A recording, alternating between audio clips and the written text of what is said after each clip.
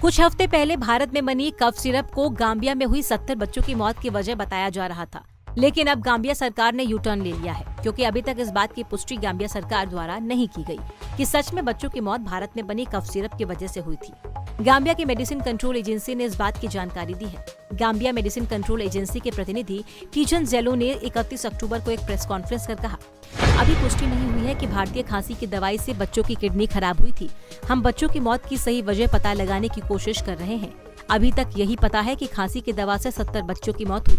कई ऐसे बच्चों की मौत भी हुई है जिन्होंने कोई दवा नहीं ली थी। मरने वालों में कुछ ऐसे बच्चे भी हैं जो कोई दूसरी दवा ले रहे थे। हमने उस दवा की जांच की है जिसमें पता चला है कि वो अच्छी दवा है। ऐसे में हम अभी तक किसी नतीजे पर नहीं पहुंच पाए हैं। गाम्बिया में जब 70 बच्चों की मौत हुई थी तो बिना किसी जांच और सबूत के सारा इल्जाम भारत में बनी दवाई पर लगा दिया गया। बाद में ये भी पता चला कि बच्चों की मौत किडनी में इन्फेक्शन की वजह से हुई थी। 5 अक्टूबर को WHO ने भारत के मेडेन फार्मास्यूटिकल की खांसी के 4 सिरप को लेकर अलर्ट जारी किया था। WHO ने कहा था कि मेडेन फार्मास्यूटिकल्स की promethazine oral solution, Kofexmalin baby cough syrup, Makoff baby cough syrup और मैग्रीप एंड कोल्ड सिरप खराब क्वालिटी वाली है। WHO ने कहा कि गाम्बिया में 66 बच्चों की मौत गुर्दों की हालत बेहद खराब हो जाने की वजह से हुई। बहुत मुमकिन है कि इन सिरप के इस्तेमाल के चलते ही बच्चों की मौत हुई हो। ये प्रोडक्ट अभी सिर्फ गाम्बिया में पाए गए हैं। WHO ने मेडिकल प्रोडक्ट अलर्ट जारी किया है। ये न केवल गाम्बिया जैसे देशों बल्कि भारत के लिए भी बेहद गंभीर है। पिछले महीने जारी की गई एसोसिएटेड प्रेस की रिपोर्ट के अनुसार गाम्बिया में हेल्थ डायरेक्टर मुस्तफा बिट्टाई ने सभी बच्चों की मौत के कारणों की पुष्टि करते हुए बताया था कि इन सभी बच्चों की मौत किडनी की गंभीर दिक्कतों की वजह से हुई।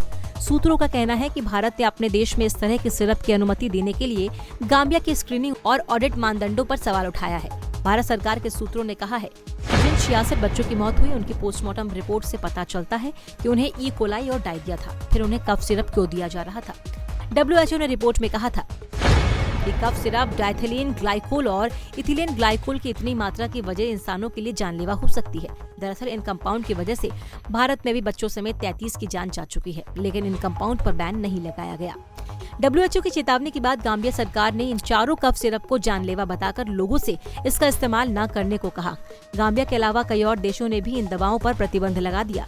गाम्बिया में बच्चों की मौत के मामले को गंभीरता से लेते हुए केंद्र सरकार ने जांच के लिए कमेटी का गठन किया था। Standing national committee on medicine के vice chairman doctor YK Gupta की अध्यक्षता में इसका गठन किया गया। जांच रिपोर्ट आने तक कंपनी का प्रोडक्शन बंद कर दिया गया था। इसके बाद 1, 3, 6 और 11 अक्टूबर को उस जगह का निरीक्षण किया गया जहां इस सिरप का प्रोडक्शन किया जा रहा था। वहां से सैंपल कलेक्ट कर चंडीगढ़ के लैब में भेजे गए थे। अब ये सवाल भी उठ रहा है कि बिना किसी जांच या सबूत के WHO द्वारा भारत की बनी दवा को गलत बताना कितना सही था।